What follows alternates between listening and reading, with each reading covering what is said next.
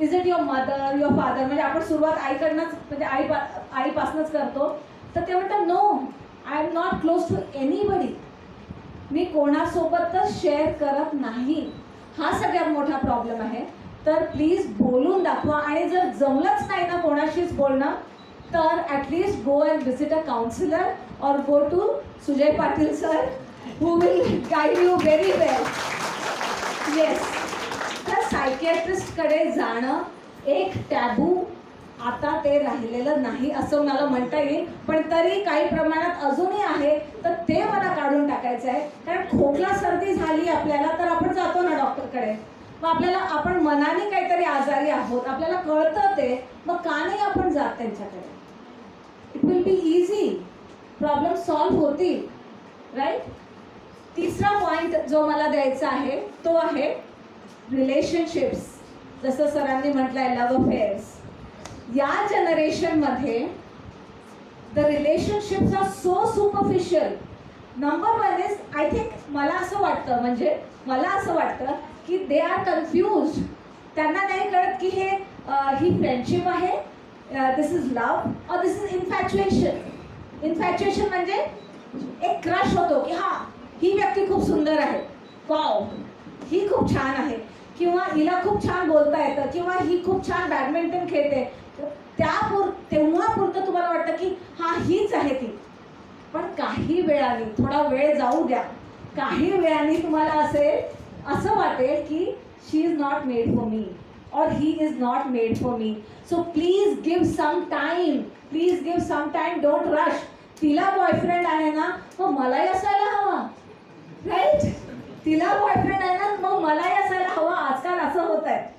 आणि मग त्या कुठल्याही मुलासोबत तशी त्या रिलेशनशिपमध्ये पडतात आणि तो मुलगा किंवा ती मुलगी त्यांना कुठल्याही थरापर्यंत नेऊ शकते, विच इज व्हेरी डेंजरस.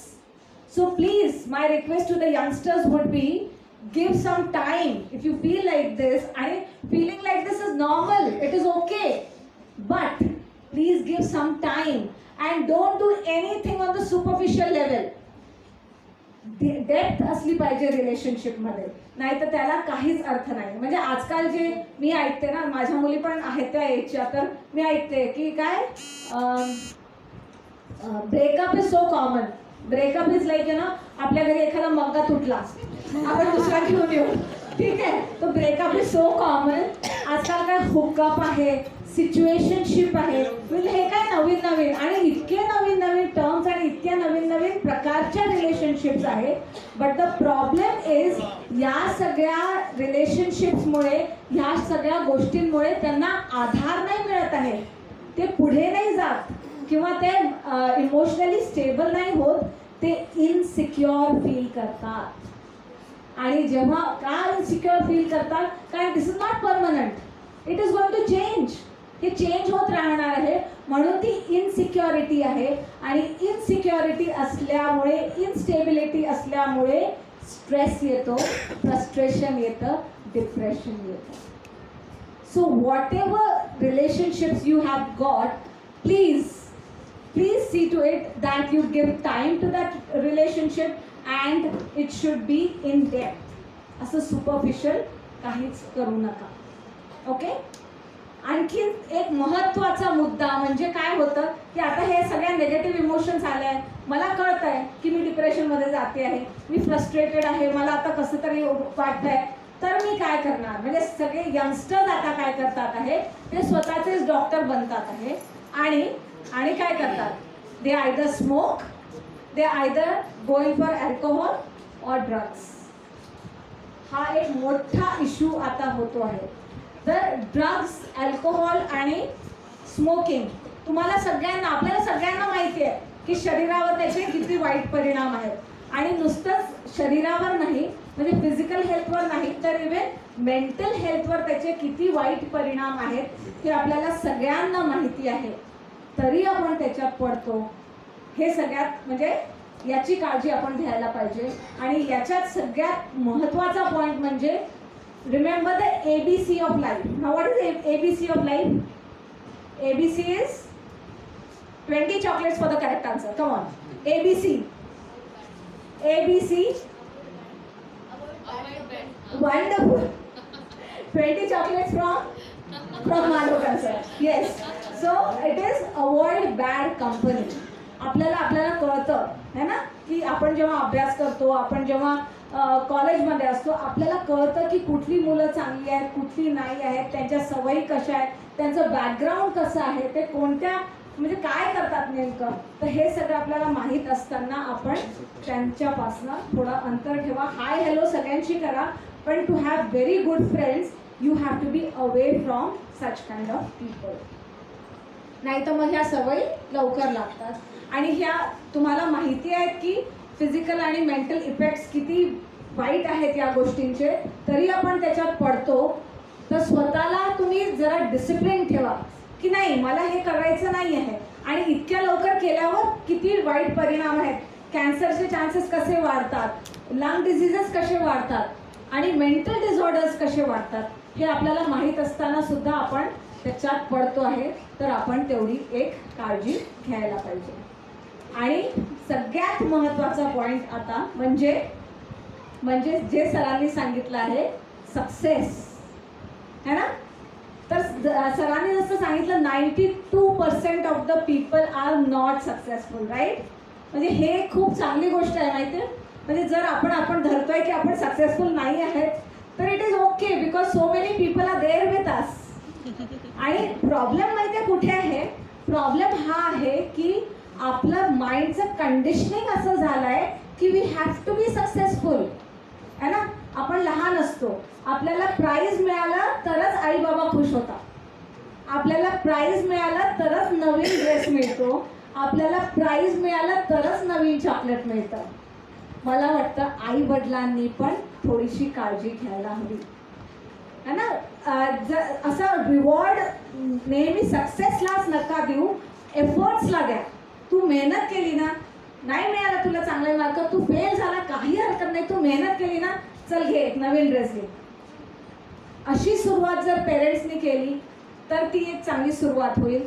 आणि जी मुलं आहेत त्यांना मी एवढंच सांगते की life is all about ups and downs. तर कधी कधी तुम्ही सक्सेसफुल होणार तर कधीतरी डिफीट येणारच. तुम्ही कितीही हुशार राहा, कितीही चांगले राहा तुमच्या फील्डमध्ये, तुम्हाला डिफीट ही फेस करावीच लागणार. आपण ती एक केस मला एक आठवते आहे. तो मुलगा बघा साऊथ इंडियनच होता, तो पण IIT मद्रासचा मुलगा आहे. तो IIT मद्रासमध्ये त्याचं सिलेक्शन झालं, तिथे तो टॉपर होता.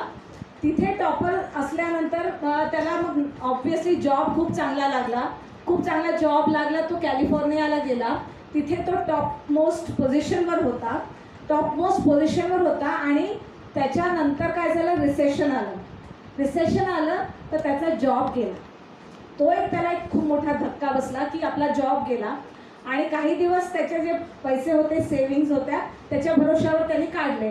पण त्याच्यानंतर तो दुसरा जॉब घ्यायलाही गेला नाही, कारण ते त्याच्या कुवतीपेक्षा कमी देत होते. ते त्याला ॲक्सेप्ट झालं नाही. काही दिवस तो तसा राहिला. पण नंतर काय झालं माहिती आहे, he killed himself. And not only himself, he killed the whole family.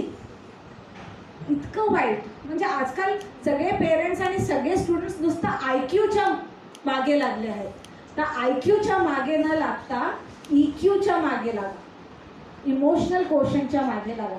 म्हणजे ऑफकोर्स शिकणारच आहेत पोरं, शिक्षण महत्त्वाचंच आहे, पण तरी EQ खूप महत्त्वाचं आहे. तर तो मुलगा मग म्हणजे त्याची मग केस स्टडी केल्या गेली. तिथे खूप कॅलिफोर्नियामध्ये त्याचं रिसर्च केलं की काय प्रॉब्लेम झाला असेल. तर त्याचा निष्कर्ष असा होता की he was not conditioned to be unsuccessful, he couldn't handle defeat. तर आपण आपल्या पोरांना जेव्हा शिकवतो की सक्सेसफुल कसं व्हायचं, तर हे पण शिकवा की हाऊ टू हँडल डिफीट. तर डिफीट का होते मुलांना, असं डिफीट एक फेलियर असं त्यांना एक खूप वाईट वाटतं ते. तर आता समजा कोणीतरी अनसक्सेसफुल आहे, कोणीतरी कशा तरी फेल झालं, कुठेतरी काहीतरी प्रॉब्लेम आला, तर त्याला फेस कसं करायचं. तर सगळ्यात पहिले number 1 is accept that I have failed. Okay, so first thing is you will accept that you have failed. Second thing is analyse. नेहमी असं होत नाही की she is that teacher's favourite किंवा he is that teacher's favourite म्हणून तो successful आहे, असं नेहमी होत नाही. तर ब्लेम गेम खेळू नका.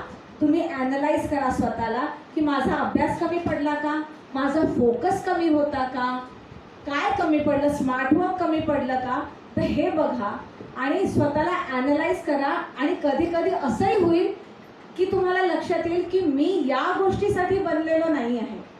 मे be I have to change the goal. मला गोल चेंज करावं लागू शकतो. तर फ्लेक्झिबल राहायला पाहिजे थोडंसं. आणि सगळ्यात महत्त्वाचं म्हणजे कधी कधी असं होतं ना की मी खूप मेहनत केली, अगदी जीवापाड मेहनत केली, पण तरीसुद्धा यश मला मिळालेलं नाही. That can happen. And always remember that God has a bank. म्हणजे माझा खूप विश्वास आहे याच्यावर की गॉड हॅज अ बँक. म्हणजे जे काही एफर्ट्स तुम्ही करता, जे काही तुम्ही मेहनत करता, ते सगळं त्या बँकेत जातं आणि कधीतरी ते तुम्हाला मिळतं, कधीतरी ते यश तुम्हाला मिळतं. Now let me tell you about myself. मी एलोक्युशन कॉम्पिटिशन्समध्ये, मी स्टोरी टेलिंग कॉम्पिटिशन्समध्ये अगदी लहानपणी म्हणजे अगदी KG1 पासून भाग घ्यायची. And I never got the first prize, never. But then at the age of 35 I got the national public speaking championship. At the age of 37,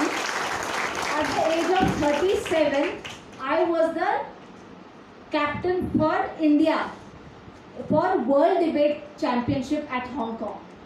At the age of 37, I had to wait till the age of 37.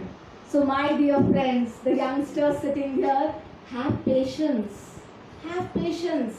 Efforts टाकत रहा. खूब efforts टाका आणि आपको मिलेगा, छप्पर फाड़ के मिलेगा, सूद समेत मिलेगा, 100% मिलेगा. लेकिन हो सकता है कि वो आपको अभी ना मिले, कभी ना कभी तो मिलेगा. ओके. सो आपण आतापर्यंत जे शिकलो आहे, मला एक जण कोणीतरी ऑडियन्समधनं वन यंगस्टर आय वॉन्ट की काय होतंय तुमच्या जीवनात हे बघायचं आहे आपल्याला. We'll have a quick demonstration and then I'll wind up. Who's going to come? नाही, तेच ते लोक नाही पाहिजे मला. तेच ते लोक नको जे आन्सर्स देतात आहे. I want someone else. Excuse me. नवीन कोणीतरी, त्यांनी खूप उत्तरं दिली आहेत. Okay, anyone come. Hi, okay. Hello. Hi. Hello. Hi. Hello. Hi. Yes. So all of you are here, right? Glass दिसतोय सगळ्यांना? येस. सर हा ग्लास धरा. आता आपल्याजवळ ना भरपूर टोमॅटोज आहेत. तुम्ही मला सांगा या ग्लासमध्ये किती टोमॅटोज मावू शकतात? 3. तुम्ही काय म्हणता? सध्याच मावू शकतात जर त्याला मिक्सर मधून काढून टाकलंय. ओ ग्रेट. वंडरफुल. मिक्सर मधून काढून टाकले तर सगळे टोमॅटोज मावू शकतात. पण मिक्सर मधून काढून टाकले तर ओके. आणि जर सगळे टाकले कंप्लीट टोमॅटो तर किती मावतील? 3 max 2. Anybody with a bigger answer, एक बिगर फिगर? 3 पेक्षा जास्त? मॅडम 4 म्हणतात आहे. ओके. आणखी 5-6 कोणी? आपल्याकडे खूप टोमॅटोज आहेत. आपल्याजवळ खूप टोमॅटोज आहेत. Should be try? Yes. Sir तुम्हाला ट्राय करायचं आहे. हां, तुमचे कपडे खराब झाले तर तुमची रिस्पॉन्सिबिलिटी, माझी नाही. ओके, ठीक आहे. टाकत जा तुम्ही. ते सगळे टाका. तसेच टाका. ओके. आता हा तिसरा जर बसवायचा आहे तर काय करायचं? प्रेशर द्यावं लागेल. ओके. हां. ओके. जर हा तिसरा बसवायचा असेल तर प्रेशर द्यावं लागेल. प्रेशर दिल्यावर काय होईल? एक तर टमाटर फुटेल किंवा हा ग्लास तुटेल. Right? So can we clap for Tushar. Use round of applause for Tushar. Thank you so much. बिलकुल 2 मिनिटं. माझं झाल्याबरोबर मी तुम्हाला चान्स देते सर. ओके, ग्लासमध्ये टाकले तर एक तर टमाटर फुटेल किंवा ग्लास फुटेल. This glass, my dear parents, are your children, और this glass are the youngsters sitting out here. बरोबर. तर पहिलं तर एक तर तुमचं प्रेशर होतं पेरेंट्सचं की नाही माझ्या मुलांनी चांगलं केलंच पाहिजे, त्याला IITला ॲडमिशन मिळालीच पाहिजे किंवा गव्हर्नमेंट मेडिकल कॉलेजमध्ये मिळालीच पाहिजे. त्याच्यावर त्याला दुसरं प्रेशर आलं की माझ्या शेजारी जो मुलगा राहतो त्याला तर मिळाली आहे, मग मला का नाही. पीअर प्रेशर आलं. त्याच्यानंतर स्वतःचे एक्सपेक्टेशन्स आले. हां, आणि नुसतं स्वतःचे एक्सपेक्टेशन मार्क्सबद्दल नाही, तर मला बॅडमिंटनमध्ये स्टेट लेवलचं चॅम्पियन बनायचं आहे, मला डान्स पण खूप चांगला करायचा आहे. असे नवीन नवीन नवीन नवीन टमाटे आपण त्याच्यात ॲड करत गेलो तर काय झालं, एकतर तो कशातच he will be jack of all trades master of none, नाहीतर त्याचं जीवनच उद्ध्वस्त होईल कारण हा ग्लास तुटून जाईल. So my dear parents and dear friends, please take care.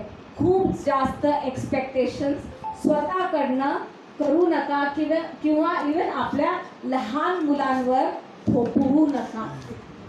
मला डॉक्टर बनायचं होतं है ना, मला नॅशनल चॅम्पियन बनायचं होतं, आता माझा मुलगा बनेल. कशाला बनेल तू? Why? Let him live his life, right? Okay, so we have, I think I have given you 5 very important points. मला एक छान ॲक्रोनिम म्हणजे पहिला शब्द काढायचा आणि त्याचा एक शब्द बनवायचा, असं जो करून देईल त्याला 50 chocolates. So what did I tell you? I will repeat again if you want. Okay, first thing I told you was social media, नंतर इमोशन्स, ओके, रिलेशनशिप्स, आणखी अब्यूज. आपण सबस्टन्स अब्यूजच्या जागी आपण अब्यूज ऑफ सबस्टन्स घेऊ. ठीक आहे. तर आणखीन एक काही दिलंय मी तुम्हाला पॉइंट. येस, डिफीट म्हणजे फेलियर धरू आपण, कसं हँडल करायचं फेलियर, राईट? तर मी 5 पॉइंट्स दिले. Come on, give me the acronym. No, I want the acronym म्हणजे एक शब्द बनवायचा बेटा, एक शब्द बनवा. येस, काय? पसेरा. नाही, एक चांगला शब्द आहे सर. एक कोण आहे बोला. Wow, for Pallavi, doctor Pallavi Thorat, who is my batchmate end friend. तो नो डाउट फ्रेंडशिप का असर है ये, इसलिए आंसर आया है. Okay, so the answer is B safer. Okay, safer म्हणजे सोशल मीडियापासून आपल्याला दूर म्हणजे रिस्ट्रिक्ट करायचं आहे, कमी करायचं आहे. नंतर ए म्हणजे काय? अब्यूज, सबस्टन्स अब्यूजपासून दूर राहायचं आहे. नंतर एफ, फेलियरला कसं हँडल करायचं ते मी तुम्हाला सांगितलं आहे. इमोशन्स खूप पाईलअप झाले तर काय करायचं आहे? शिट्टी वाजवायची आहे ना. कुकरमध्ये प्रेशर जास्त झालं तर आपल्याला शिट्टी वाजवायची आहे. आणि are is be careful about your relationships. Okay.